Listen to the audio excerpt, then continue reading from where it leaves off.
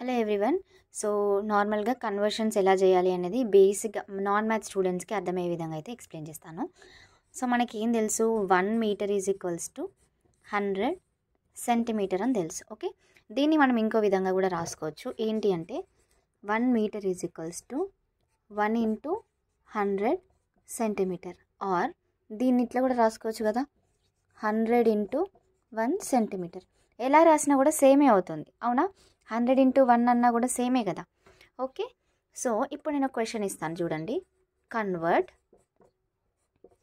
10 metre to centimetre is the question. Okay, so ఇప్పుడు 10 మీటర్ని ఏమని రాసుకోవచ్చు మనం?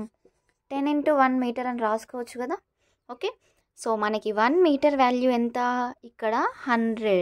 ఓకే, 100 ఇంటూ 1 అన్నా కూడా అంతే కదా. ఓకే, సో దాన్ని సబ్స్టిట్యూట్ చేయండి, 10 ఇంటూ 100. ఓకే, ఇక్కడ యూనిట్స్ ఏమొస్తుంది? సెంటీమీటర్ వస్తుంది. ఓకే, మనం సెంటీమీటర్లకి కదా కన్వర్ట్ చేయాలి. సో ఫైనల్గా 10 into 100 1000 centimetres is the answer.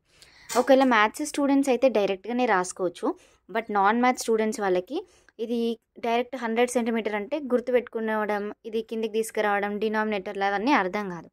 So అందుకోసమని ఇట్లా రాసిన. ఇప్పుడు ఒకవేళ దీన్నే సెంటీమీటర్గా రాసామనుకోండి, అప్పుడు ఏమైనా రాసుకోవచ్చు, 1 metre is equals to 100 into 1 centimetre. ఇప్పుడు 1 సెంటీమీటర్ని ఇక్కడే ఉంచేసి 1 సెంటీమీటర్ రాద్దాం. 1 centimetre is equals to 1/100 metre. ఇక్కడ నా న్యూమరేటర్ కాస్త కిందికి వస్తే డినామినేటర్ అవుతుంది కదా. So 1 centimetre value 1/100 metre. So ఇదన్నమాట. Thank you.